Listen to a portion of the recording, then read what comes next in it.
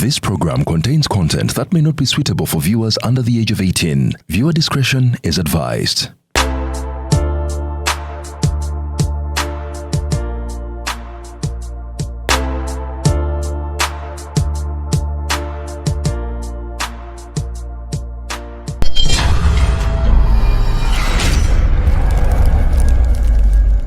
A deal is a deal, but this one is bigger. Enjoy up to 50% off on AliExpress with your Airtel Money Global Pay card. Spend $100 and get $50 off. Spend $50 and get $20 off. Even at $15, you get $5 off. The more you shop, the more you save. Discounts are valid for a limited time only. Activate, load, transact now. Airtel Money. Instant, secure, borderless. Ngabiri mu mukaaga June, Saba Kristu w'ekisomesa kya Our Lady of Perpetual Help Kalambi, awamu n'olukiiko oluteesiteesi bayita abantu mwenna, naddala ab'ebuloba n'emiriraano. Tubayita okujja okubaawo ku Yoyota Kalambi Mega Fundraising Concert. Tujja kubeera ku Buloba Parish Gardens era emiryango gya kuggulwawo ku ssaawa 8 ez'emisana. Tubakoowoola okutukwasizaako nga tuyoyota Sub-Parish y'e Kalambi. Tulina ebinyuvu, ebyokulya, ebyokunywa n'abayimbi bangi ddala nga bakulembeddwamu Papa Misa Kisemakula.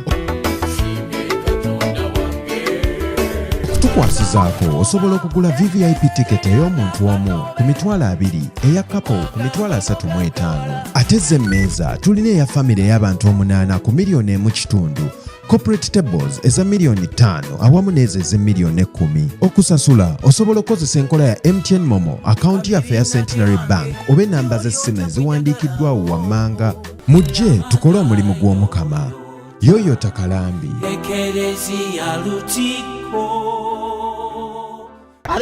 Luzungu kade kasuku tujikole sawa namba luzungu.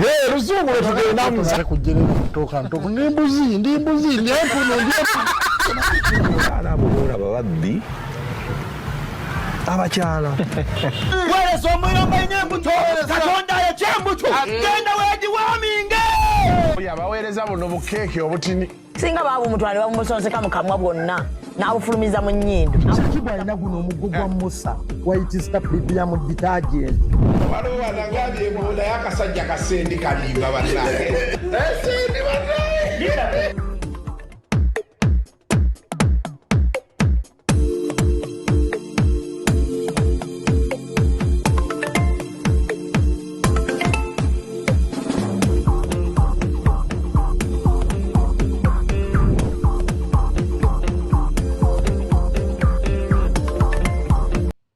So, welcome to yet another edition of Kasuku Live.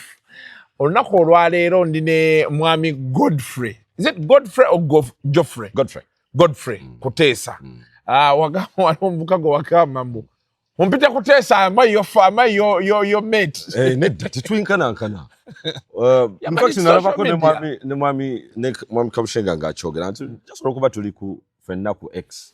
Tetusobola kubanga tuli equal. Tuli ku mukutu guno naye nze kitegeeza nti twenkana. Eyo level omuntu alina okugikiriza nti absolutely. Wamu reality check. Tosobola kuva eri ati nompita Kuteesa. Like otusiga ffenna. Ng'abantu betubeera nga tubonga tekisoboka. Omanyi ezo nazo mpisa zirina okusomesebwa. Abantu balina okuyigwa nti nkomawa. Bwemba njogera noono nkomawa toyinza kadalo kuba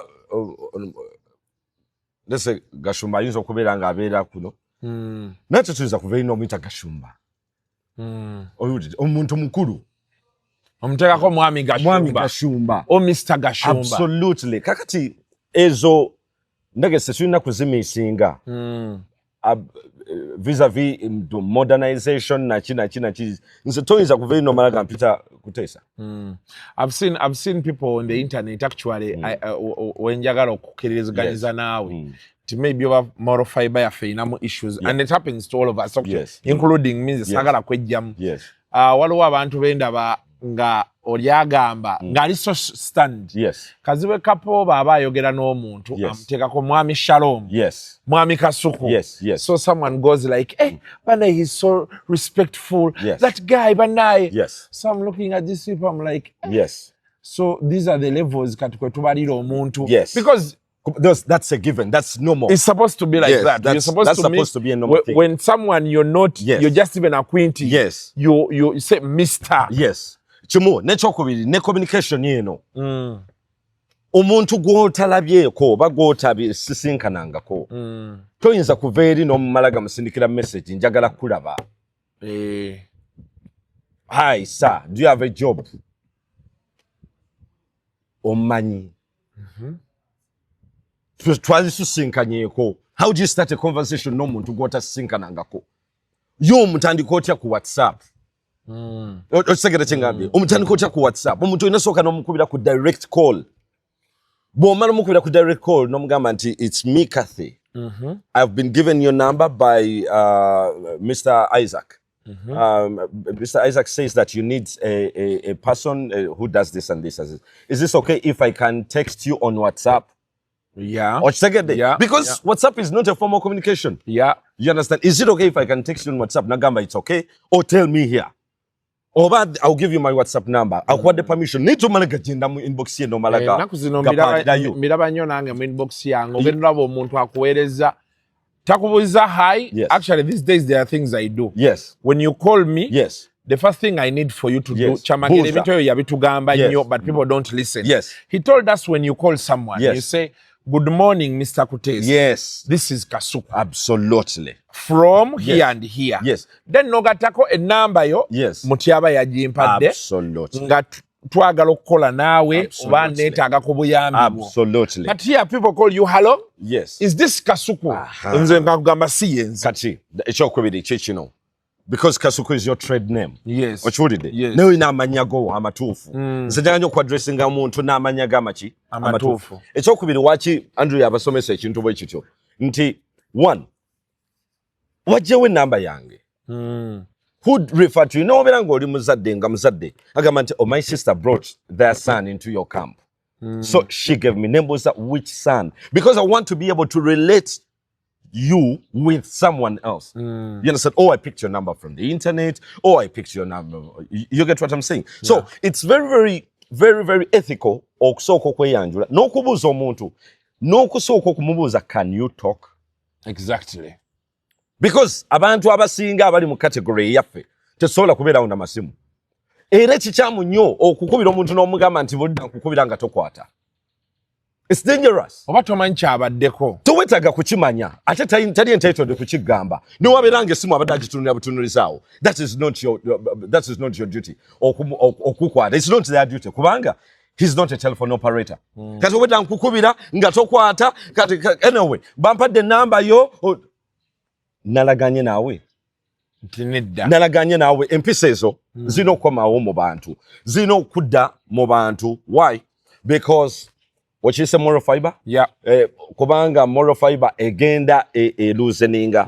Waliwo ebintu ebitandise okufuuka acceptable. Ng'ebintu ebyo byandibadde tebiina place in a society. Yeah. Otegedde kye ngambye. Waliwo ebintu ebitandika okufuuka acceptable. And somehow we start to accept it. Owulidde? Naye ng'ebintu ebyo byandibadde tebiina place and space in a society. Owulidde? Ate baana balina okukola ekintu ekyo mmwe abalina eddoboozi aba reaching masses. You get what I'm saying? Mwe aba inviting abantu. Mwe abalina okukola ekyo kubanga Katonda aba positioninze mu place eyoku reaching masses. Segeza microphone yammwe mulina ogikozesa kinaana ku buli 100 nga muwongera okuzza ensa mu society. Ensa eno mu society listening etandika amaloboozi agategeera gatandise okuvaawo. In other words, the whole society is overwhelmed by fools. Now, when the society is overwhelmed by fools, in other words, fools are talking everywhere. You understand? On a podcast, a fool is talking. On the radio, a fool is talking. You understand? So, in other words, that's why you have a lot of people. That's why you have a lot of people. That's why you have a lot of people. Nga bagamba nsikyawuliza radio. Atinati akalala ate nako kaganda kavuddeko. Ne kali wano ina yimiriramu. Ako. Waki bagamba ntanze sikyawuliza radio. You understand? Because ensa tejja. Ensa tevaayo. You understand? Absolutely. It's not fulfilling to them. Yeah. The world is thirsty for a message that is fulfilling. If the world doesn't get that message, it starts to concoct, it starts to give way for abasiru. Osagede. Okukwata emizindalo wano wali ne wali. So mwabali no I saw last time ngo chaza oli mwami Sekeba. Yeah. That's a veteran. That's an elder. Yeah. Segeza magezi gagendo kuwa tegasangika. He has been there, seen it, done it. Absolutely. Yeah. Ndaba nyongo telo kuleta honorable Munyagwa. Yeah. That's an elder. Amagezi gagendo kuwa tegasangika ne insights ze zawuka na size zabuli jo. Ayingeri jalaba mu ebintu. See, it's not the ordinary eye. So the mwe gwatula no choosing a list no gamanta no. Kanondeno, kampitono. That's where the whole game is. Naye njagala kwebaza yes, sir. Nti one, you have put up the fight. Tuli betuti. Olusi kwetuli olusi tetuli. I'll be honest with you. Naye there are certain things I see today. Yes. And I get shocked. Yes. Walo chola bolinga ka. But almost dokamba. Yes. Nenga years ago, yes. It was the norm. Yes. Like you had to do this. Yes. But then you remember and you're like, oh well. Chitofu. So mugezeza kokolaba. I know sometimes people say, that is too much. Yes. Nange nawe mfili galegant. But we actually need this. It's after you get sometimes katingeno jetuli. Absolutely. No, obero waliwo ebintu byolaba noga naye omuntu katesi. Yes. Waliwo ebintu ebimu n'obitunulira noga naye tategedde. Absolutely. Nogamba Yeah, absolutely. Kati noddayo wano noga nti wasajja wano wetulaba abakambwe naye ate bino ebintu kati olaba nze kinzigyeko ne kimpisa beekiti naye ate teberezaamu omuntu omulala. Absolutely. One, because environment ekyuka.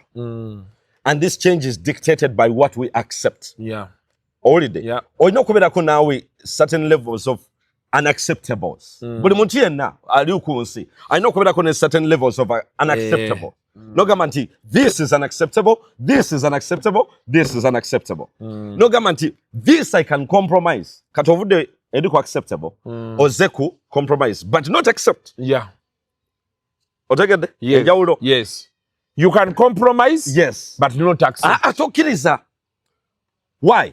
Edda, it was unacceptable mwana okufunira olubuto kulojja. You get what I'm saying? Now we're in a state and a community where parents can compromise. They cannot say funira wano olubuto olulete. But berubaluze bagamba na ekyokola tewali. In other words, they compromise. Now to compromise is to stay in the middle when you have got unacceptables and acceptables. You balance this. But with compromise, you never come out to say, I have accepted this. Or I give you a green light to this. Why? Because when you say that, you create an environment of the unacceptables to say, olaba negundi ya chikola. Chetuwacho mwana wafuli olubuto kulojanga, waliwo baganda be. Tata kuyomba. Mama kuyomba. He or she must show their disappointment. Yeah. Agamati onkolo otya bwoti. Nze sisobola nakukiriza. Bali balabe. Exactly. Sisobola kukiriza. Message ebati siona afunye olubuto. Message eba yabali. Do you get what I'm saying? Message eba yabali. Sino sisobola kikiriza. Nze sangala katinga mu camp. Omwana bwa disrespecting instructor.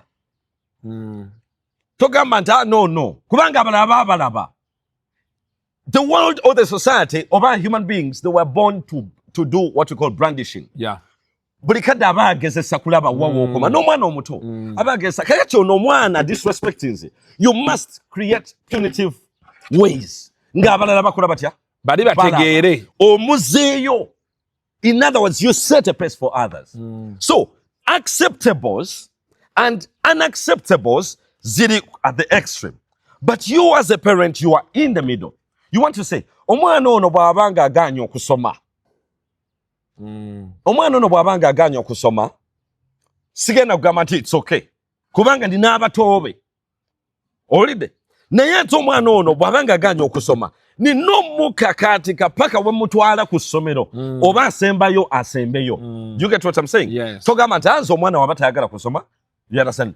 Because the world is always the environment wabirako omuntu alaba how far can he go? Yeah. How far can daddy go? Ne waka mutabani wange nayo bwatu wajokola agamba nti daddy bwobanga obye sente asobola kukola ki? Webale. Okisegedde kati buli weebuze kibuuzo ekyo aba anoonya lesson gye wateekawo luli bw'oba tewagiteekawo there is a chance of repetitive osoma psychology Nogenda nakyo absolutely nogenda nakyo further kubanga tewaaliwo punitive measures naye omwana awulira nti Mike yabba sente luli daddy n'amukuba anyumisa balala daddy n'amukuba mukola. In other words ono mutabani wange ajja kuba agamba nti daddy ajja kukola ki Umukuba. daddy ajja kunkuba saagala kuba daddy ajja kunkuba. You understand? In other that's how abaana bwe batandika okukula ne beeyongerayo. Why? Because you create what is unacceptable and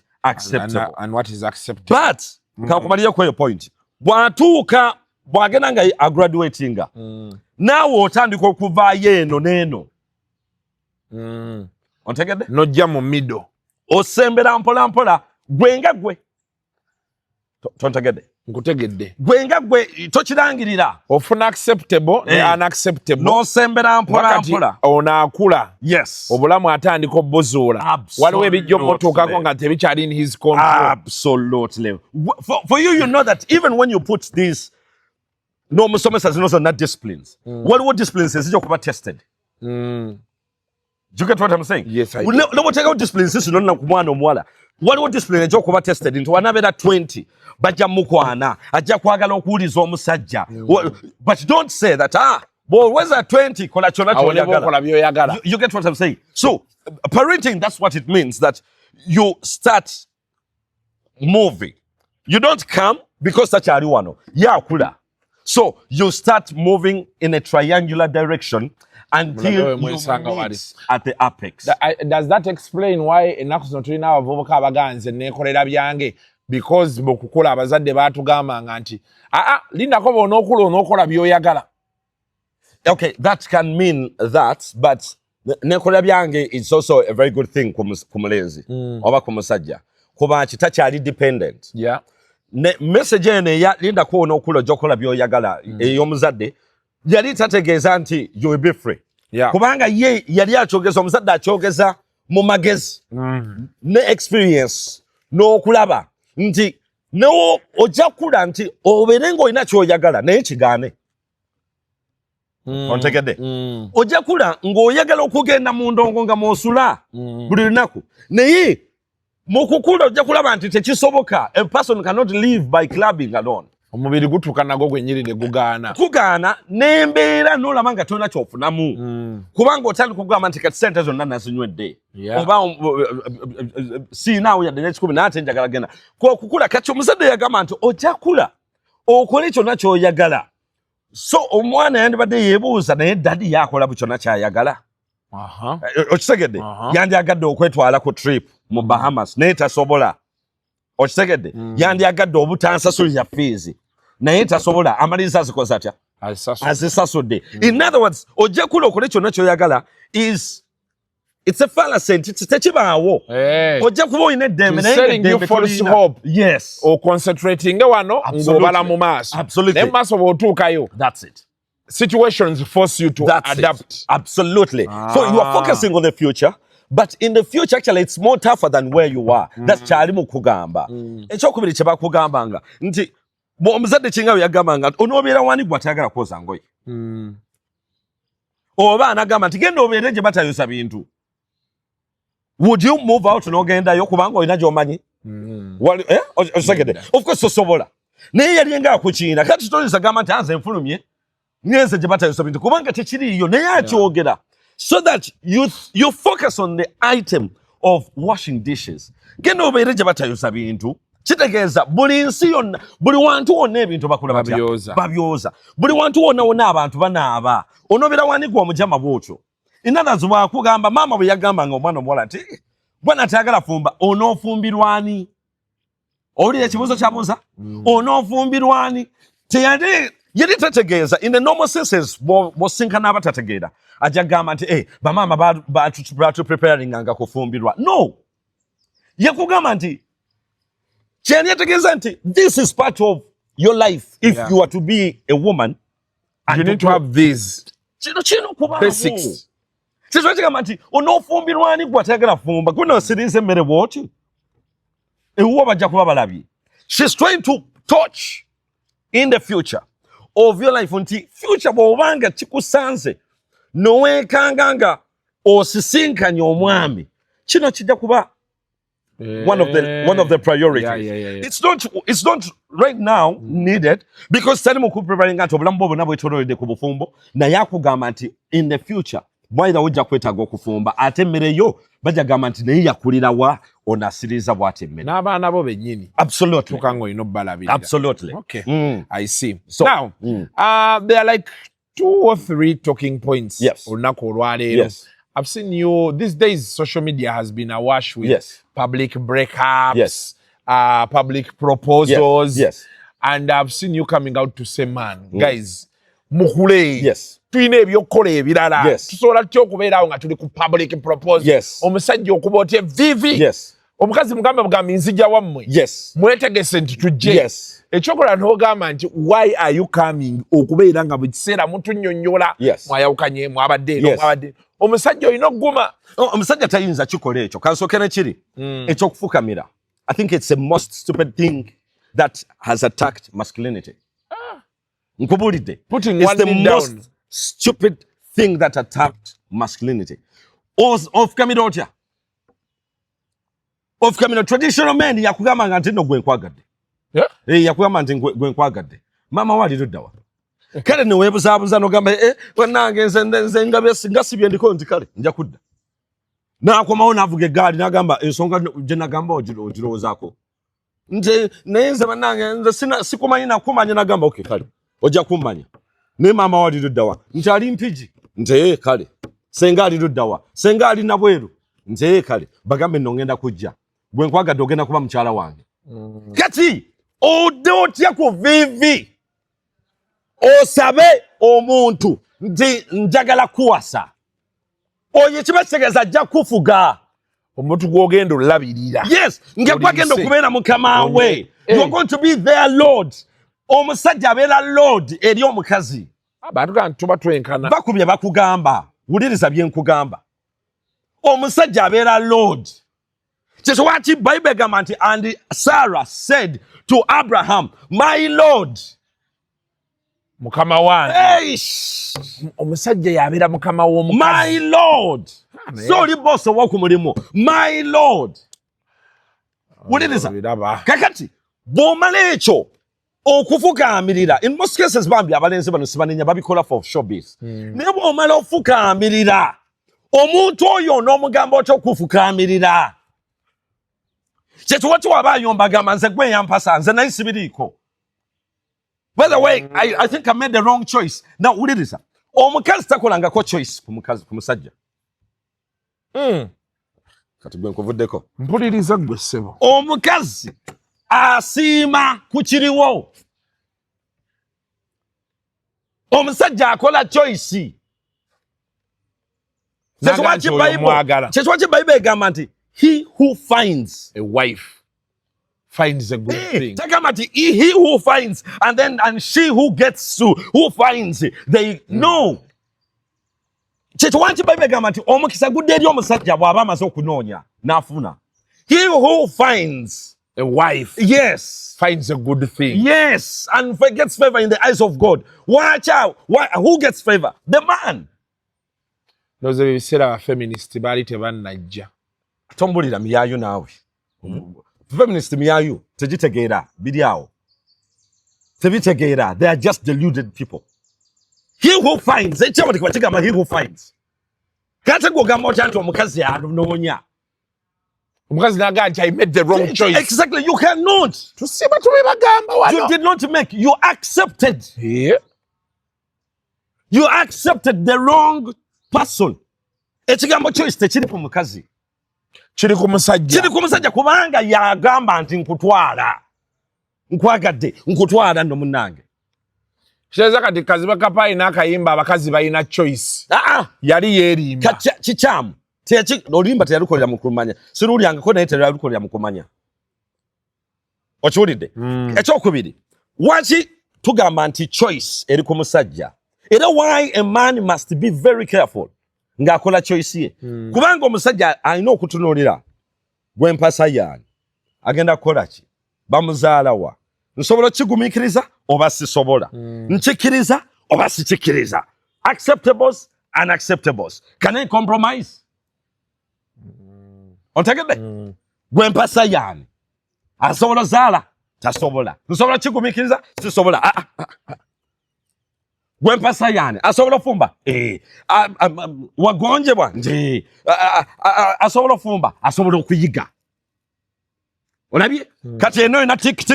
Ogamba kino kigumiikirizika. Ontegedde? Asobola okuza abaana nti ye. No mutwala. Kino na kino nja bigumiikiriza. Kino bino ebisatu bye bisinga okudominatinga. Kati ekibuzo kyo kibadde kigamba about kneeling down and proposing. Yes. Why should it be a public thing? Okuproposing. Why should it be a public thing? Because this is between you and I. Why should it be what's in okuba public? Ontegedde kyegambye. Tikirina kuba public. Obwo bugwagwa bwa nnaku zino. In fact, issues ez'amagye tezirina kuba public. Kasi mwetaawa mutya n'otuwandikira statement. I'm no longer with so and so. Why? That's why I told you at the beginning, once a society is overwhelmed by fools, we start taking in everything. Why should we be bothered about what you're posting? Nabatandika tugamba sabo era omusajja oyo yali ankuba. Yali simayanga tayagala family yange. Biki. Ogenda n'obulenzi guzze. Omukazi oyo, she's not sweet. Simaya biki. Nomugamba gwe gundi. Biki bye mutugamba wano. Ekya sweet takyogera. Omusajja talina kyogera. Omusajja talina kyogera ekyo. Kyekibwaki omusajja teyedefendinga ku kikwatagana ne break up. Nedda. Teyedefendinga nko era tali kikola. So bo breaking up n'omukazi. Muleke abeere mutuufu mu basiru. Abagezi ffe tutuule ne tugamba nedda. Teri musajja aleka mukazi mulungi. Tokitegedde? Nkitegedde. Teri musajja aleka mukazi mulungi. Era tudde eno ne tukajjala. Ne tugamba okose bulungi. Fantastic. Okose bulungi nnyo. Era sirika kuuma mwago. Kikiwaki olina shows nyingi nnyo, podcast nyingi nnyo ezituuza abawala oba abakazi okwogera ennaku yaabwe gye baayitamu mu bufumbo. Naye olina show meka ezituuza abasajja okwogera ennaku yaabwe gye baayitamu mu bufumbo. Beyale. Exactly. Why? Because it's not in the nature of a man okwogera ennaku ye. Omusajja kwegamba waliwo ebintu ebirina okutuukako. Omukazi agambye ngenze n'okkiriza agenze n'ogenda mu maaso n'obulamu. You just say yes. Thank you. Ate omusajja wekimwawulira w'oyawukira nti olina amagezi. Omukazi agenda. Omusajja n'asigala ng'alabiriza abafamire ye. Ng'abalabirira. Bw'aba badde aweerera asigala aweerera. Asigala aweerera. Kubanga men are not personal. Bire tebabiteekamu personal. Omusajja omutuufu tabiteekamu feeling. They're not personal. Asigala ne maama ne wamusanga era de maama. Muli mutya. Bali batya ate famire ate kati abafuuse eki. Abafuuse eki. Era maama wadde namugamba naye munange no wakola ensobi okuva ku musajja oyo. Wakola ensobi. Nze ndaba. Wandibadde muddamu ne mutegeeragana. Why? Because omusajja okutegeera kwe tekuli si kwa kitanda. Omusajja okutegeera kwe kwa future.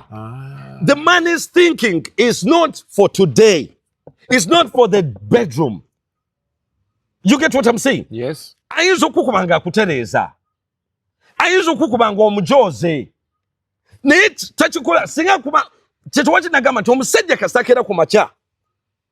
N'asirika ebintu bye yali akugambako nti obikola bubi. N'asirika n'abireka. Aba ku kyayi. End game. Aba ku kyayi. Omusajja bw'atyo bw'akyawa. Atandika kuta. Ndogenze wa kale. Kale. It's okay. It's okay. Wachi. kubanga okwagala kwa musajja kulabisibwa mu kufaayo. Okwagala kwa musajja omutuufu kulabisibwa mu kufaayo. Ekyokubiri okwagala kwa musajja kulabisibwa mu fugabbi. Omusajja oba atakufuga bubi takwagala. Efugabbi bw'abanga akola liberalism nakisomesako wanedda. Omusajja bw'abanga akola liberalism takwagala. Nina omwami gwe nalabye agamba nti actually yadde mwami Gashuma ng'agamba nti mu maka temuli democracy. Exactly. Ye kyaba asazeewo oyo yayogeranga muntu mukulu kubanga that is an elder. Mutuufu. In fact temuba kuba kalulu. Ebintu ebisinga mu nsi ebiyimiridde temuba kuba kalulu. Toshitegedde? Nakitegedde dda. Temuba kuba kalulu. Alina obuyinza yayogera. That's why the military is still standing. Kuba yeyina obuyinza. Temuli kuba kalulu. Era mu military tebakubirayo kalulu. Order ni order. Yes. Jeno bagamba nti kino. Yes. Institutions ezisinga amaanyi temuba kuba kalulu balonda mugezi. Yes, look at the Vatican. Look at it. Look at the Catholic Church eyimiriddewo. Myaka emeka temuli kuba kalulu. Kasitofu kati bishop Onfuuse. Kyoba ogambye kiba kiwudde. Yes, tofuuse bano bonna balina okugoberera. Agatoka tulonde wano mutufuga bubi. Tulonde wano mutukola bubi. Tulonde. Tekisoboka. You have no voice. Era buli omwetantala okukola voice oba okuleeta amaloboozi mukyankalanya. That's why abantu abamu bagamba atoyogera. Nze na WhatsApp groups nyingi zirenga mukaga zendiko. Nga nzazi kulembera. Nga nzazi kulembera. Bw'ogamba nti no. Bw'abanga teri kwogera. Kubanga olina okutaasa abato n'abakulu. Olina okutaasa abamanyi n'abatamanyi. Okitegedde? Genda. Genda. So, wetubadde tuli awo nti public proposals, yes, you are not in support of them. It shouldn't. Kumusajja omutuufu tekina kubaawo. Then n'otugamba era kankugambe kato akendeze. Era kankugambe kino. Buli musajja bwaleeta omukazi gwakwana. Ontegedde? Gwakwana n'amwanjala. Aba mufiiriddwa. Bw'oleeta omukyala mu public, yes, n'omutukuba oba mufiiriddwa. Ate kyogera kituufu buli baleese love ku social media. Yes, oba mufiiriddwa. Because no one can contain that social media pressure. Everyone is going to be interested. Oba mwawukanye, oba muli mwenna. Akukola ki, akugulira ki, akukwata atya, akola ki. People who actually don't have any business in what you have, you're going to make them part of that business. In other words, and I will tell you this, and everyone who is watching, kitegerekeka nti anedda oyo muka katende mukazi wa katende kitegerekeka omanyikiddwa otegerekeddwa. You understand? Naye ekintu gye kitandikira ffe twetaaga kumanya gye kyatandikira. We do not need to know. Why? Because nze ndowooza nnyo nti omusajja alina okuba busy nnyo ng'obuntu buno obutono tebulina kubeerawo. Omusajja alina okuba busy nnyo nga talina ku concentratinga ku buntu buno obutono. Ogenza oguza agamuli, ogaleese, biddeko enjuki, obireese, obimuwadde. N'abawala b'omu Uganda tebaagala bimuli, otaddeko ki, mahalo ga kikaki. Actually, there's someone who told me nti obuwala okusinga omuwa ebimuli bya mitwalo 10. Yes. Mitwalo 10 gimuweereze ku ssimu. Exactly. Kuba emuli mugenda birabaawo naye why ne ngamba abantu balina business yabwe ya bimuli. Waki babyagala? Kubanga omuntu aba ayagala akole snap, bakiyita ekyo? Snap. Aba ayagala akole snap alage nti nange bampadde ebimuli. Nange bampadde ebimuli. But you see, the other time twali Tanzania mu camp nengamba abaana nti toddamu kukkiriza muzadde okuwa kirabo kya birthday nga kuwadde PS3. Era nkibasomesa nnyo ekirabo ky'omwana omulenzi kya birthday bw'obanga oyagala kutijja mugulire embuzi. Mugambe chijidi iya lijangu. Happy birthday to you. Here is your goat. Tolaba. PS3 genda kugwanwo. Igwanko bato nabatana banajiga ujikosange weddeko. That PS5 is PS7. But now you see, agena chiza nyiso kumare bangachi. Focus your training. Ogamente omwana wange Joel afunye 13th birthday. Mwadendi gabiri. Azirunde. Exactly. Mu mwaka gumu zizadde. Zendiganya. Zendiganya ntem ekyabo kyabo kyoto kyagala. Omwana najja kuba looking forward for a next birthday. Ngagamba nti if they give me 2 sheep, now I'm going to be able to have another. On my birthday I know that he's going to give me maybe a cow. Olaba wotandiko mu training or mu inculcating mu discipline eyokulaba ebintu ebina value. Mutandise ku nkoko. Emuwese koko. Mugambe happy birthday. Nzena banyana abazungu bagaba birthday bagabambwa. Tobida bambo firimu. Bagabamba, why do they give living things? Nika omwana omuwote mmotoka. Omwana yajja kuba tannatuuka ku age eri evuga mmotoka ng'eyo yaggwako dda. Tokitegedde? Nkitegedde. So people give katika abazungu bagwayo embwa. Yes. I've come to think of it yango chennyonnyola. Time gyagiteekamu girabirira kugikola kimushapinga afuna responsibility n'okubondinga ayina ekintu kyayagala nti kati akirabako. Absolutely. Kirina obulamu kibondinga, they're bonding together. Kati ffe abaleera neweetala mu kibuga okunoonya ekirabo ky'omwana kya birthday. N'omala oluusi n'ekyo mukazi n'omala n'okirapinga n'okala kino n'okimuwa n'asanuka mugumu n'akizanyisaako ebyo byonna ebimotoka binyonyi biki byonna biri mu ddiiro babisuulasuula dda wali. There is no value. The moment they receive it, that's the moment it loses value. I know. The moment you receive it, it loses value instantly. But a cow, a goat, a sheep, a hen cannot lose value because it keeps increasing value. It keeps increasing value. Baba muli wakanga tewali kulunda na china chiti mugambe nti embuzi yo katogenda gitwala ddi mu kyalo. How far with your goat? How far with your goat? At second, it's mine now. Do you know what it means for a 9-year-old to be able to think that, oh, this is mine. This living thing is mine. Do you know what the discipline it brings into them? In other words, you spark an interest of rearing. You spark their interest of being cattlemen, of being very, very brilliant man. Stephen Musoke Senkomago. Very brilliant. Buli mwana yamua. Kabe muwala. Birthday onaina sekoko. Birthday onaina mbuzi. Birthday onaina mbuzi. Birthday onaina ante. Kati bagenze bigaliziwa. You cannot expect you cannot expect a phone on a birthday. Wachi kubange simu eno kasejja ng'ekirabo ose intention yayo mu maaso. Okitegedde kyengambi? Ose intention yayo mu maaso. Wachi intention yayo oba ogise kubanga ogiwadde wisonga singa omwana ono akuza embuzi ze n'atundako n'omugamba now what do you want to do with your money? Yeah. But I think also you need a phone because osagera omugamba tomugamba buy your phone. Yeah. Olabe jagambye? I think you need a phone. You need a phone, I think, because you keep struggling using mommy's phone. What are you going to do?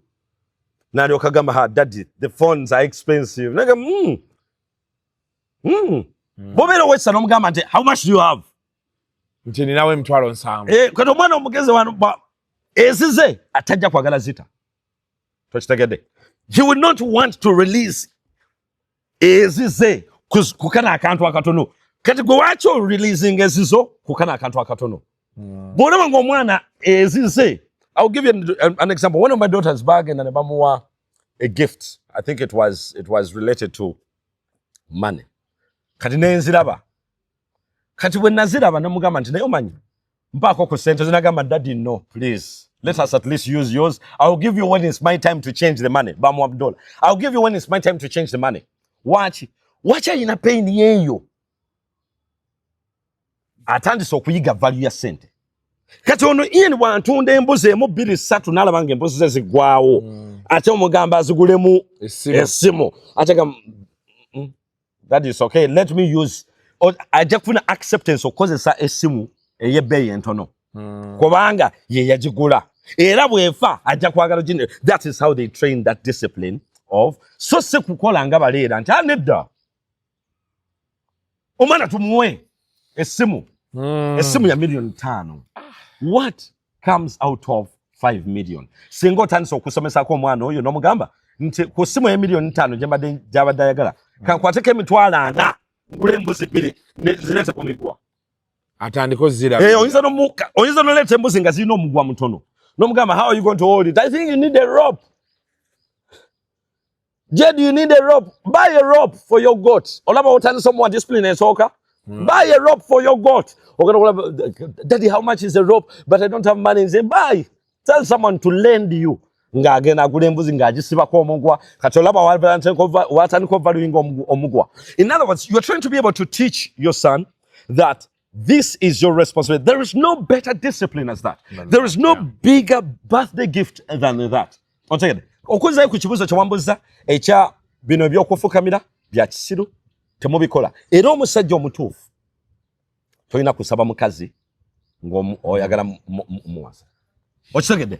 Mugambe nti nkwagadde. Era njagala nkuwase. Abavubuka ndowooza mutegedde. These are some things I've always been telling you. Ekisooka n'abajje mu public proposal. Nga be nabagamba. Proposal sooka gikolera mu kisenge. Mutudde n'omugambo waayi. Njagala kujja wammwe tetayino. Bwakkiriza. Kati awo n'olyoka ojja ne zino embaddi ze oba okyazaagala. Lwakuba mwami Kuteesa azigobye. Naye abavubuka muswadde mu bintu by'ekisiru omusajja talina kubeera mwega ofukamira wansi talina kubeera mwega oba okitegeera ebira ebyokulala akugambye omusajja safalo kale omukazi ye muleke yeetottoleko buli kimu akyogere abasajja omira esembayiko ye point. Men should learn to be able to learn that omukazi asobola okugamba no. Gwomanya omusajja waweereza emyaka 3 abantu ababa muganye nze yali ankwana naŋŋaana ogusimusango era ndabanye abasiru bali okwo x anti yali ankwana naŋŋaana ogusimusango. It is your choice. Ogusimusa naganye okugamba nti omukazi alina choice. It is your what? Chideriyo ku accepting or buta accepting. This is your choice. Yali ankwana n'engana. Kitegeeza oli mulungimu. Oli mulungimu ko kitegeeza gya kulaba. Ni ubo simusango. Kati so gamba nti no omuntu naleta mujita receipt. Naleta nti bibi no yali angamba. Yali angamba in box. Omusajja okwogereziganya okukwana. Ne mwogereziganya. Kya bulungi bwo kubanga otandika okwetegeera nti olimu obulungi. Naye wakyali abantu abatyambu they are going to expose my chats with the other one because I think from abantu beekwana era nga bwogambye oli akusobola okukkiriza omuggaana. It should be. Naye waliwo ababuyabuya abawala betulina nga ye akirabamu vali okwanika omuntu nti yabadde ankwana okiwulidde kati okwo mu bubuyabuya obwo njagala kutegeeza era ekimu ku bintu olabira nti olwo tebamukuza bulungi byebigambo byayasanguza eri olujjudde. Okiwulidde akwata ki mbuzi kijasitula n'agamba nti biibino okiwulidde era kyekyo wanki omukazi tokkirizibwa kugenderera omukazi muno n'omugamba nti gwe nno baawo oli awo naye yabadde akola ki ankwana yabadde ankwana obeera musiru obeera musiru tekikirizibwa era omusajja yena akasaba kimuleetera olina okuwakana noga nedda sibimanyiiko olina okuwakana omusajja tolina kubanga okkiriza ekintu buli kintu kyonna okikkiriza ogamba nti kituufu kale nsaba kunsonyiwa mugambe yabikugambye abikola atya abikumalireyo eyo statement y'omusajja gye wabijje ddayo ate ze waki omimbuuzi ate ze binkwata akazi baira kyaza. Is it true you okwana omuwala oyo Yabikugambye abikumalireyo wacha ino bikumalira kuba yabitandise akitandise yakimaliriza nze nkiyingide mu buyingiza oli mu kinyingizaamu sona kikiriza kukiyingiramu gye wabijje babikumalirayo okiwulidde now nga tuwunzika oyogedde ku social media and all that happens there. You have been okay, tebayogera linnya lyo, but there was an insinuation that waliwo omwami namulaba ku channel ya Emeka omuvubuka ng'agamba yajja mu program emu, I don't know if it was your program, ng'agamba najja ne bamumolestinga ne bamusiyagirayo. Okay, what do you have to say about that? Kati omutabani olio kati waba mutabani wange sobola muddamu okiwulidde ensonga njagala gitwala ku beyond that. Waliwo omukyala bamita ali ku TikTok okwo bamita Sharon Asidi something karate ye bambi namulabye oba mukulumu okunji bansindikide ka video siri ku TikTok bansindikide ka video ngatata ko linnya lyange n'ekifaananyi kyange ate nayogera amanya gange okiwulidde era babadde babinsindikira kyannakuwazizaamu nnyo kubanga bambi mbadde mulabamu ng'alina amagezi ekisooka era bwe kyannakuwazizaamu ne ngamba kibi nnyo okusuubira amagezi mu muntu just like that. Omutabani wange yakola show eyo yayogera initial zange n'agamba nti omu ku bantu bange ngamba okay fine bantu bange ani wakitayogera linnya lye eryange alimanyi ate omuntu okiyise molesting omuntu akubuza olubanka ekiro n'akuddamu n'enkeera n'akuddamu n'eruli n'akuddamu n'eruli oyinza okuba tomanyi linnya lye kwate muganda wo omumanyi kyenalabye kubanga okusinza bw'obanga kyekyo olifa muganda we yamumanyi olidde nti muganda wange ono yankola biiju olidde naye ate waliwo n'omulala eno gye bantwala ewa mwami Kuteesa nayo bankolerayo biiju kakati ani yakukola biiju erinnya lyogere you get what I'm saying kubanga oteko bw'aba yakuddiringana leero n'akuddiringana enkya ne oli kitegeeza wali available ate kitegeeza mwani mutegeragana nkyogera kubanga tekisoboka mu environment yange ekyo tekisoboka ekyo mu environment yange tekisoboka bwebanga this is how Jezebel operates. Tolaba nti oli musajja w'amaka enkeera bw'omuntu w'amanga akussa wansi abeera wakumuzigo najja n'agamba nti nno n'agamba mukyala wo n'agamba nti nno kimanyi nti anko buli wakomawo ankozesa omukozi nti anko buli wakomawo akola ki ankozesa kati ekigambo bwekityo oba allegation bwekyo nga tunabona kutandika kujoogerako ekudiscreditinga ne kussa wansi agamba ye omusajja omukulu bwati waki okozesa omukozi gwe bajja mu kyalo kati akiwulidde najjula okiwulidde bwajjula tasooka kugamba what is how much can I doubt this and how much can I believe this. There is an idea that says buli kimu kisoboka but there is also an idea that says there are two sides of a story.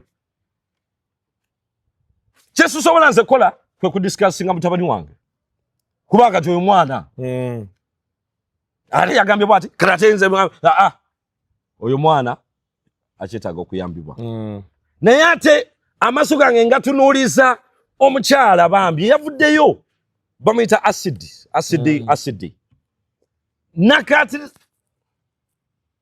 akazambi ke bansindikidde ng'agamba mwami Kuteesa vaayo mbeeyo wa Nveyo wa. Oyina nabo yesa chobu mpita. Which authority do you have to call me or to summon me? Nzize ku TikTok nyinyonyole. Nze kutazanga bana bandi ku TikTok ne totolako ewani. Bukeka fuchibu olina. Nti kino kyali kibaddewo. Oyo gye wagenze n'akugamba nti yes kyali wange. Waki yasobodde kuwa linnya? Kubange kati kitegeeza gw'otegedde nti nze. Which is okay. Nti kyali wange. At your place. Okay, otegedde. But not you. Waki tasobola kuwa linnya? Someone. Who is that someone? Why? Because that's an imaginative thing. Nkugambye. Bwabagala okugobako okujja maka basooka ku discrediting nti webaka ku mukozi. Mami nobuli obeera ovuddewo wano dadi avuga emotoka n'akomawo n'aŋŋamba nti mutere amazzi mu kinaabiro before tosobola budda kutereza ekyo. Kubanga osooka n'obuuza omuntu ono nsobola onswazizza nnyo okusobola okukkiriza nti ekyo nsobola okukikola. Toshitegedde? Nkitegedde. Onswaziza okuswaza sikwe kuli. Onswaziza nnyo nti osobola okukkiriza nti ekyo nsobola okukikola. Ekyokubiri mbadde nkusuubiramu amagezi. Kati omuntu avuddeyo n'aŋŋamba nti kakati vaayo onnyonnyole ku nsonga zino, vaayo onnyonnyole ku nsonga zino, nveyo wa. Kati kyenjagala okubuuza mwami Kuteesa. Have you spoken to that boy? The gentleman who came out with that story? Yalina okunnoonya. Because Osegedde. Mpuliriza. Omulezi yalina okunnoonya. Kakati toyinza kuvaayo nga buli kimu kye bakwogerako ojja kupaapaala. This is not how we operate. Nze si bwe nkola. Because I believe in myself. I believe in my team. We have been doing this work for 11 years. 11 years, a decade and a year. A decade and a year. Bobanga, waliwo omuntu gwe basobola okwesigisa. Family, 10 ne zigamba tukuwadde abaana baffe abalenzi. Omwaka ogujja family 15 ne zigamba tukuwadde abaana baffe abalenzi. Omwaka oguddako ne zigamba tukuwadde abaana baffe. Bible egamba nti Omukama n'agamba Abraham nti ngenda kuzikiriza Sodoma ne Gomora. Following a story. Era ngenda jizikiriza kuba baddemu obuchafu bungi. Abraham n'agamba ate waliyo kojja wange. Kasi bagenda jizikiriza. N'agende wa Mukama n'amugamba nti nkwegayiridde tojizikiriza. Yonna si nkyafu.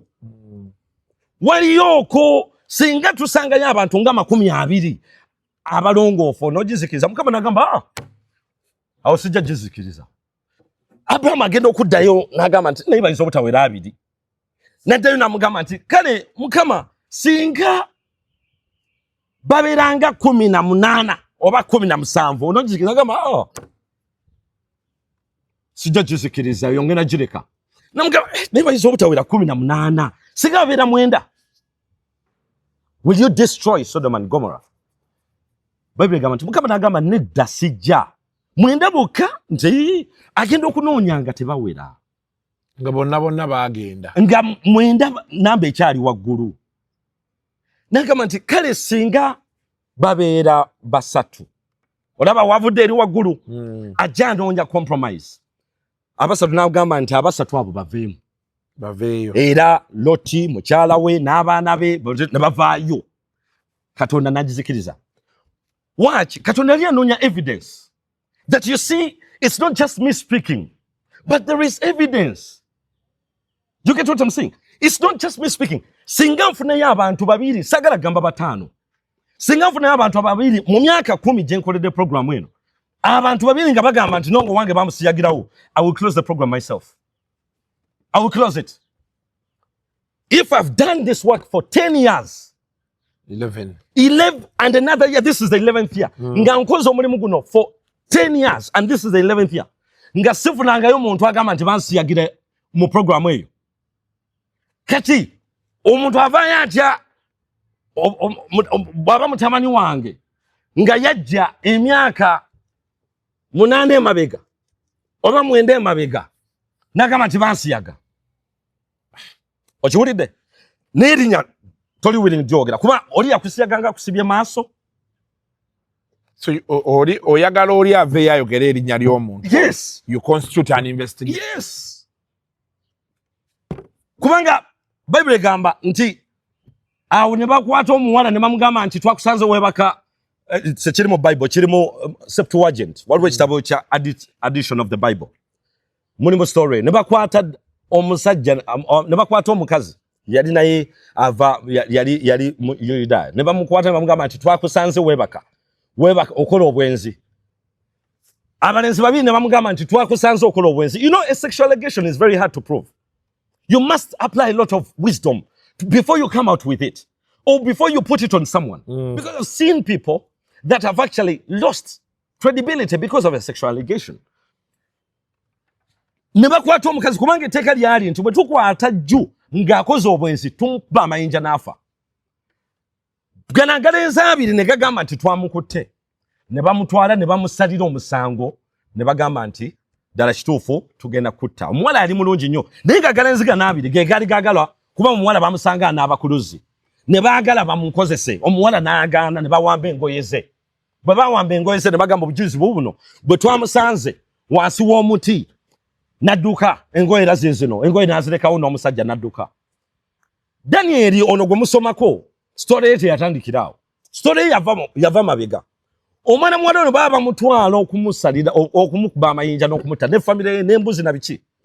Daniel n'adduka mangu n'agamba naye musooke mulindeko nga kato kalina za myaka nga 18 awe wato musooke mulindeko omukazi ono muyinza omutta n'ekitamala nga tetulina okunoonyereza n'omuntu gwe abadde yebaka naye. So munzikirize nnoonyereze mumpeemu essaawa 2 munzikirize nnoonyereze omuntu gwe abadde akola naye obuki obwenzi. Kati gali nago ne gacamuka ne gagamba ye bwe kiba kyekyo n'ayawula ekirenze ekyasooka n'akiteeka emabbali n'ekirenze ky'okubiri n'akiteeka emabbali n'ateekawo n'abajulizi neno n'abajulizi n'akwata ekirenze ekyasooka n'akibuuza wamma omukazi ono kituufu teyabadde wansi wa muti nga yeegadanga n'omusajja akola obwenzi nti yeyabadde wansi wa muti n'akibuuza muti wamma muti ki kino ekigamba nti yabadde wansi w'omuti omusikamoowa gamba tiri wamma kisoboka okuba nti kiki kituufu mwamusanze n'oli nti ye twabadde babiri bwe tuti wansi w'omuti omuki omusikamoowa n'akwata abajulizi bano n'abatwala esayidi eri ewolyo denze eri okubiri n'aligamba wamma ono kituufu temwamusanze nga ali wansi w'omuti n'omusajja n'adduka nti kituufu wamma yabadde wansi wa muti ki yabadde wansi w'omuti omuzabbibu temwabadde n'oli twabadde fembi katozaako ki mwabadde mwembi ate omunalaba muzabbibu omulala mwembi. You get what I'm saying? Why? Because this is a sexual allegation that was going to lead to someone. When singa nfuna y'omuntu, and I want to be honest with you, singa nfuna y'omuntu babiri basatu abasatu ngenze wala kangende ku babiri nga bagamba nti anga omwana wange bamusiyagira wano, I will close the program myself. Ate njeguyako ki nkomawo because kitegeza byembansiba wanjise kitegeza byembansiba biba bikutuka buki bikutuka butuse. But I'm a man of my word. Era singa omala nondetera omwana nga musiyazi embeera yebeera mbi nnyo mu program. Ekyokubiri njagala okwawula mutabani wange sigana genda nnyo obuziba gyali oba kubanga bambi njaga kusigazaawo ayinza okuba kino yakingamu nga tategedde gye kinaatuuka. Boys mentorship program erina program 2. Tulina correction program ne camps. Mutabani wange tabeera nko mu camp. Program gye yalimu njagala nkuleko gyerabire. okitegedde era abaana ababeera mu program eyo okitegedde bwe mbuuka otegedde very good abaana abatwalibwa mu eyo program ebizibu byabwe biba bingiko nga bisukka ku byabalala if indeed it happened if not when if indeed it happened alina obusobozi obumpa erinnya enamba yange eri 0783440913 alina obusobozi obumpa erinnya ne maama we yali mukwano gwange kyetwaki eyo ku mutabani oyo njagala nkomaawo njagala nyambuseeko ku level y'omukyalo oli kubanga yampita nveeyo njogere semanyi oba yakikolera mu bulumi ng'alumirwa program nate maama sandyagadde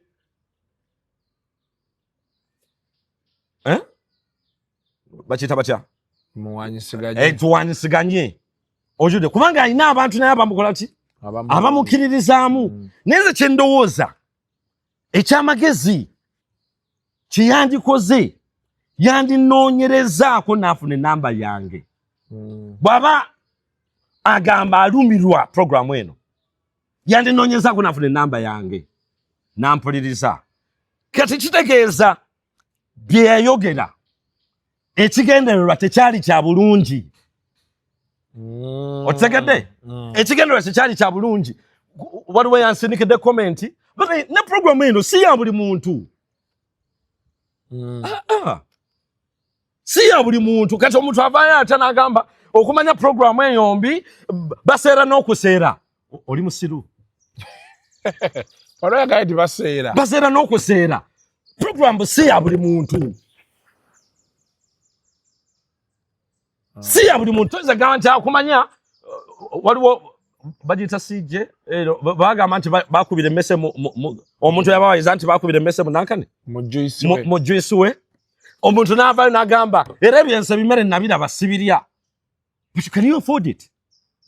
You cannot afford it. You know okwetegeera gy'otukoma.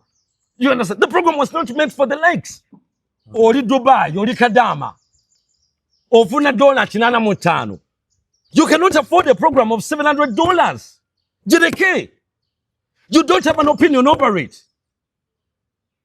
You don't have an opinion. You know, I'm omuntu ali sokusinika comment. No lebire danga. No kama, but what is this? You cannot afford it. Leave it. Abantu amuba yombera ko balala. You understand? People who are associated with the program. Because they were put also on a pedestal. They're associated on the program. They don't know. Because these are people who are proud. They have seen the good work that the program has done. And now, Miss Mutesi, avudeyo nagamanta, have you done a thorough investigation to prove that? Number one. Number two, are you doing this for the good? Because this is not my program is not the only one. We want to and it's carrying the flag. But the Kuteesa said where you get it up. Hata eyo abana baba kuba. Bana baba bonya. Sisi kuba mwana. Nze ngunjula. And I want to tell you honestly, nze ngunjula. Ndi mugunjuzi, I'm a disciplinarian. Omwana tajja kuveri eswani abalaza baliramu yafukemu je yakasoro kafukemu mutsemu counseling. Eto wetaka counseling. Luyi. Kubanga baba tebachi muwe waka. I'm a disciplinarian. And this I want to honestly tell everyone. Sina muntu gwengamba kuleta mwana. Era coming program. Sina muntu gwengamba kuleta mwana. Niba ja kubaleta. Because it has value. It has value. Omwana bovano ngagwa akulemye okutereza. Omumpa de nako 10 muyambe. What do you expect for me to do? Era nkubulira amazima nti mu program yaffe tubonyabonya abaana. Tubabonyabonya kuba tubakeza sawa 10 ne badduka tubabonyabonya. ne bajoginga oba enkuba etonnya oba tetonnya ne badduka tubabonyaabonya era mu programu yaffe eyo okumanya tubabonyaabonya we bavaayo ne bajja ne bakuba ku ngufu tubabonyaabonya bw'ajja leeta ajja afukamira oba yeevulungula tubabonyaabonya kubanga kyetwagala bayige kyetwaki tubabonyaabonya mu programu yaffe n'okulya tebalya tubabonyaabonya bavaayo tebalidde ennaku 9 oba 10 tebalya and this is what you want obuba abantu kyebagala okukilive babirivinga ekyo. But those who have worked with me, those families that have worked with the program, they know where the program stands. They have seen the results of the program. I will tell you something. Nothing will ever change in this program. It's going to stay the same. Nothing. Actually, it's going to be more strict. Gwabadagama ntugiseera kati omwaka guno egenda kuba $1 bw'oba tolina $1 mwana musindike wa chairman. Because I mean, what do you know what it means? And I want to tell you. And Miss Mutesi, yanyizizamuko, I don't want to hold a grudge over her because I've just known her. Miss Mutesi wabanga agamba nti program mbi. What alternative does she have? Obubyabulabiddewa. Do you get what I'm saying? Obubyabulabiddewa. Where do you base on? Bw'obagamba nti Kasuku mwenzi. Obwenzi bw'obugyewo obulabiddewa. Why do you want to come up with something? But you see, I wasn't actually very agitated about the boy. I was agitated by Miss Mutesi for mentioning my name. Number one. Number two. Naye abadde clear n'agamba nti Sima Kuteesa naye omukozi we. Ate bw'oba ogamba mukozi oba ogamba nze. Kuba nze abakulira. Since the program started, I have worked with 41 instructors. I can mention their name one by one. Mutabani wange nansongera konti yono. 41 instructors. On our website, in fact, ne timu kweri on our website. Ne ku website sizo nazo tuze tukyusa. Timu izo. Ku group sizo nazo tulina. Ezabalumini, ezabandi okuba mutabani wange bambi ayinza okuba taliiko. Kuba teyabeera eno. Eno group eno nzibu okusigala ngo following nayo ogitegedde gye nkugambye eyo group now but for Miss Mutesi, if she meant good she would have reached out to me nakubuuza newabanga ayagala genda I wouldn't stop her from doing her content kubanga alina bamukolera you understand oluusi omuntu oyinza omugamba nti nedda kino ekintu ngenda kyogerako mu kikuubo naye ngeri gwe gy'oli ekkololo oba emuyenga it's okay nengamba nti it's okay yogerera mu kikuubo kubanga mu kikuubo oba na kivubo tebalina byakola biri awo kyogerera eyo you understand kati naye tokumpita n'ongamba nti nkwogeddeko ene nakivubo era jangu obereko kyoyogera sisobola kujja nakivubo kwogera ku kintu kikwatagana na zino kubanga kino ekintu kirina class yakyo. Some people actually talk because they cannot afford the program. I want you to understand that. Omuntu wafutuke n'agamba program ya Kasuku teina viewership. Oyinza okubanga kyogedde kina evidence but oyina program ki wayogedde. Do you know what it means to sustain? When did you start this Kasuku? 6 years ago. 6 years. Do you know what it means for someone to have content every day? For 6 years. For 6 years. Do you have any idea for someone, by the time someone brings you a child, do you know what the mental assessment that person goes through? Asoka n'anoonya muntu kyono. Omuntu ono babita Kuteesa. Yani akola ki? Abirivingira mu ki? Ani yali atuteyo omuntu? Ani yali atuteyo omwana? Results ze ki? By the time someone sustains 10 years, ngali ku 11 years. Goza government ebate mulaba? Ebe mulaba. Goza police ebate mulaba? You get what I'm saying? Nika kati bambi omuntu waberanga kadama ali eyo mu kiyumba afunye obudde naye atayipingeko n'omulaba nga akumanyira tokuŋŋaanyangako baana babiri nga babakuleetedde. Isaac, I'm no longer on Uganda alone. We have a program running in Botswana. We have a program running in Zambia. We have a program actually running in Tanzania. The same program. The same program. The same program. Kati, goyuzo kuba omuntu omwategeera okusinga abo. Oyizo kuba maybe olina kyolabye ng'oli nabbi. That's not, reach out to me. Miss Mutes, namunyigidde for calling me individually. Kubanga nina abantu who associate with me.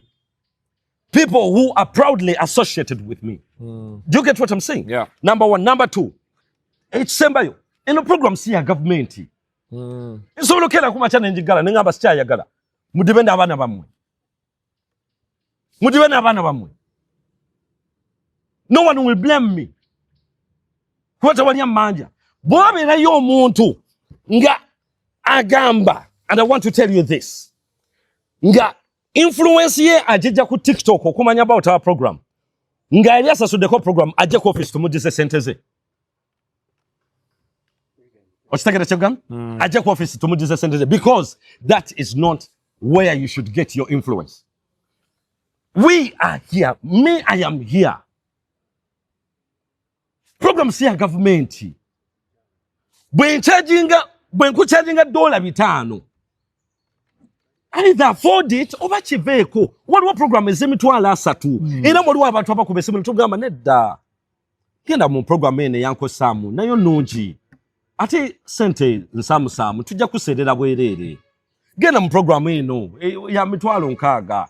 Ne ate waki oba omenyeka okweteeka mu mitwalo 7. $7. Kati omwaka guno $8. $900. I mean $800. Uniform ya $10. If you can't afford it, it's okay. Nze nomwembera n'abaana 10. That is okay. Because I'm just giving. I'm just giving. This is not a school. First in school, they are teaching you uncertainties. You understand? They are teaching you biology, which you can Google. They're teaching you chemistry, which you can Google. In other words, katugo gamanti, atucharginga hatya $7 chokanga n'essomero lya gundi oyina magezi dino somero. This is a mentorship program. Do you know what it means to tune a child? Chiringanga Uganda Airlines nga yagudde oba ennyonyi nga yagudde. You understand? Yeah. Ennyonyi nga yakoze ta? Nga yagudde. Ne bayita ba analyst basobola okuyita okubako kyoyogera. Lwaki? Sibye nasoma. Sibwe basoma. Tobinaako na bumanyirivu. Sibimanyi. Tolinaako bumanyirivu, tolinaako na bukugu. We are talking about a boy. Kati omuntu waba avuddeyo n'agamba nti nalabye kino ewa Senga Asidi era kirabika program yammwe eriko ekikyamu. Totegeera. Kubanga bulijjo mbadde nkusuubiramu okutegeera. Ye bambi ayinza okuba yakoze program ye, and that is okay. And I don't blame her. Nokuba namunyigidde ekyo kye yakoze ey'okunkolinga out before she actually reached out to me. Nagamba make legal bichi. I don't have that time. Karate is back and forth. Karate no. Good for Kuteesa. Results is angezeyogerera. Never nva kuno ku nsi today. I cannot be rated ku level y'abalala. Results is angezeyogerera. Nina abaana bangi nnyo abatakyalina mu Uganda muno who went through the program. A lot of parents who went through the program, whose children went through the program. I don't need me to come and say, no, banange, that's not me. And anyone who expected that of me should actually excuse themselves. Lastly, ekintu ekikwatagana ku baana naddala abaana abalenzi. Know who is influential. Ani akinamu obumanyirivu. Okitegedde? Ani akinamu obuki? Obumanyirivu. Programu eyaffe si ya programu yokka. Mutwale abaana ewalala. Mutwale ewalala. No problem. Waliwo programu zaffe tulina coalition ya boys mentorships zonna. Mulimu eyanko Sam bagita Boys Garage. It's a very good program. And I recommend him. Ate nakasente kategerekeka. Waliwo ya Pastor Sam Naliku bagita Boys to Men. Mutwali yabana. It is understandable. It is a very good program. Nayo, I recommend it. Waliwo mutabani wange ono gwe nalabye mulenzi ono mwanvu. Naye yakoze program. Naye tali mu coalition yaffe. eninya linse luseko omulala program endala waliwo omwami gundi ono kandabe program ye nzikiriza njirabe nkwega yige nzikiriza njirabe what is the name of that program jesiri nyingi nnyo lwokuba muzigana ne mwewanika you understand mugende mutwala abana mwezo program waliwo bamitani akola program ye boli December naye akola program ye abana bak Junior Explorers babeta Salongo Paul Bagenda bakola Junior Explorers bagende abana bambuka ensozi ne bakola it's also a good program mutwali abana timwesiba kuyange kubanja baserera bwerere. So you believe there is someone witch hunting you? I don't believe in that nonsense. I don't believe in that nonsense. Nze neyogerera ate take a responsibility kumulala because I'm a traditional man. Take a responsibility nda abo batesi no, I fight my battles and I complete them. Olutalo nsoka dugusa nendumaliza wansi nenduvaka ate wenduva sirudako ebya witch hunting oba what I don't believe in that. You don't believe in that it. is a Jezebel tactic. Jezebel tactic egambe etya discredit a program that is talking about homosexuality. Ogisige bi ndaba asiyagirayo omwana eskulu bogera bulungi tebagamba basiyagirayo ki abaana baba basiyagirayo muki omwana kati omuntu abeera awo ngalinda just tipping point yo. I'll give you an example. Gwe wakola jajja jazz with jajja omuntu atakulisa talina kyakuwoba talina mu vicinity yo nagamba oyo Kasuku namulabirawo ngali ku side eri. How is my life related to you? Some people actually are waiting for just your falling point. The only problem is that you spend 1 year without falling, 2 years without falling, 6 years when you're consistent, and that becomes a problem. Now, we are in the society whereby, as I told you, we are overwhelmed by fools. When a fool speaks, the message rings. Do you get what I'm saying? Now, it's on us. The onus is on us to be able to amplify wisdom voices. Chechuwachi bolabanga mami gashumanga ayogera owuliriza. Bolanga ona bomunyagwanga ayogera owuliriza. Bolanga gundi nga ayogera owuliriza. Ate nawe nkwebaza not to be able to fall for ekiguddewo because show you abantu bagiryingako to get the honest truth. Singo bato bukizi nokola allegation nungi in the moment. But as time goes on, they start becoming a spoiler to you, not to the person you made allegations to. A spoiler. Kubanga abantu batandika ogamba naye gundi yayogera kino. Awulaba yayogera ne kino nga ate si kituufu. Kati ate kino. Olaba otandika okweyononera so nga ate wandibadde okola ki? Okola bulungi. So eyo ensonga sirigiddamu. Ogiresaawo. Eyo ngimaze. Mukama nsonyiwe ku mama w'omwana oyo ne mutabani wange oyo enamba yange bagimanyi. But reaching out. Do you get what I'm saying? Yeah.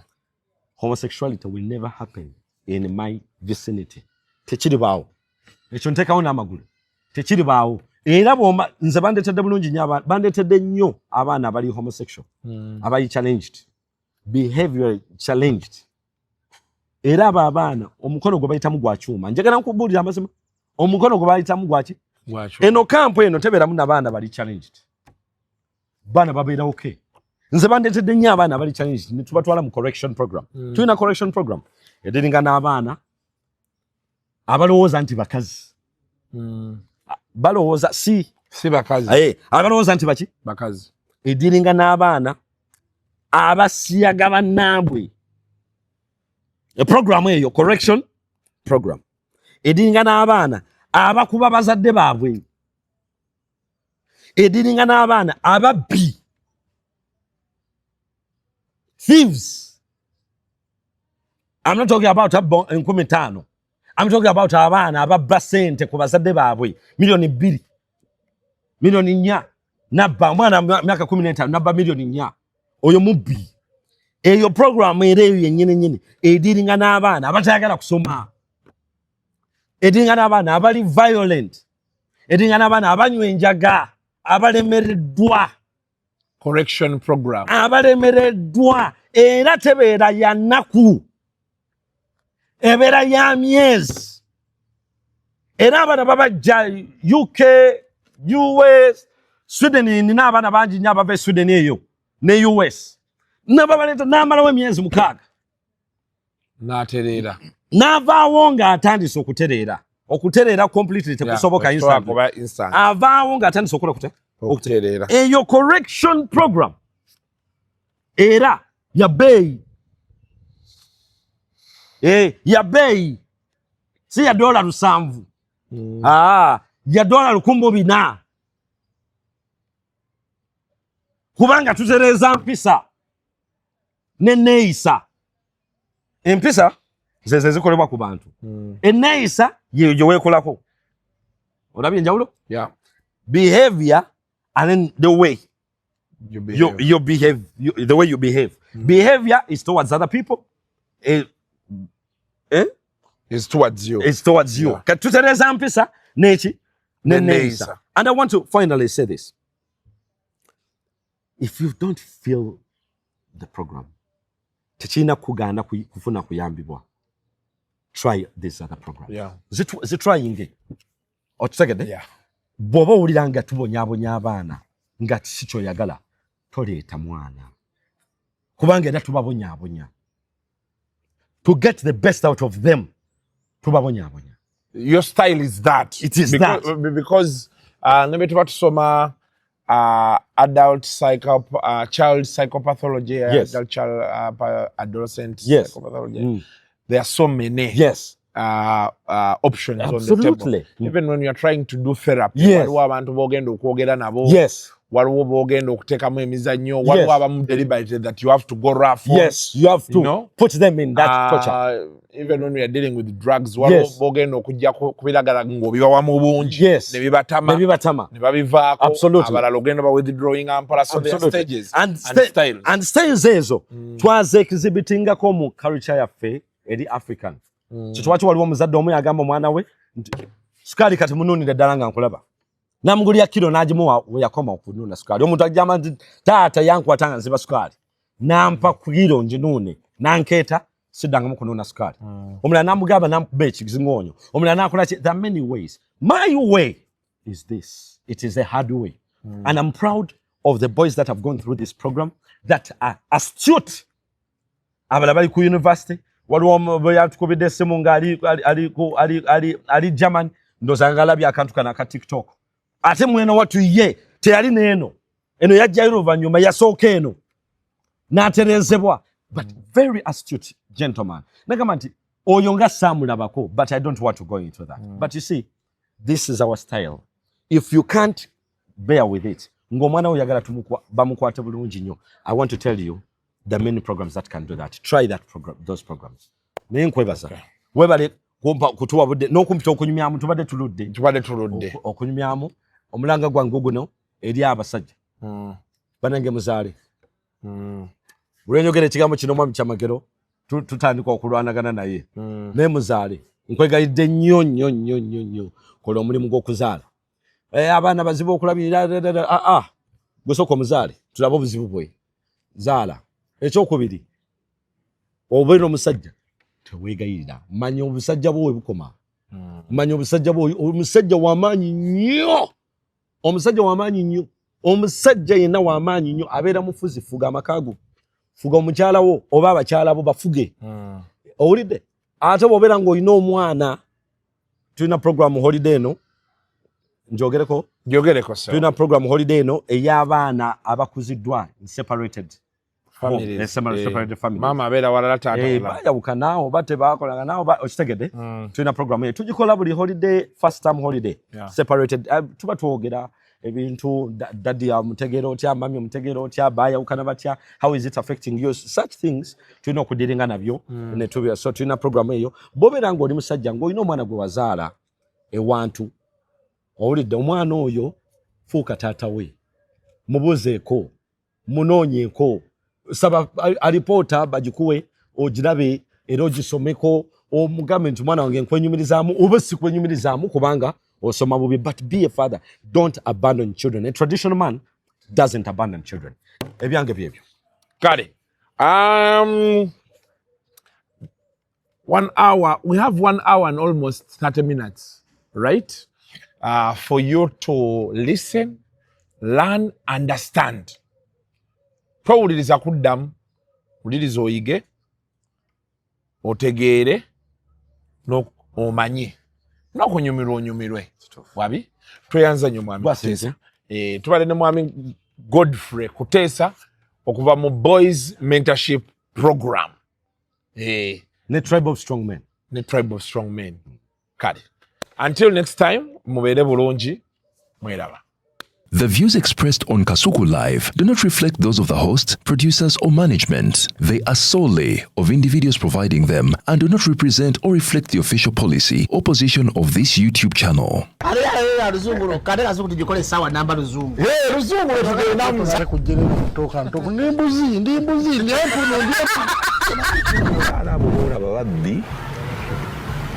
Abakyala wale somuyomba inyembuto katonda ya chembuto genda weji waminge yabaweereza buno bukeeke obutini singa babu mutwale bamusonseka mu kamwa bwonna n'abufulumiza mu nnyindo Kiba alina guno omuggo gwa Musa wayitista bibya mu detergent waliwo wanagambye embunda y'akasajja kasendi kalimba bannange esendi bannange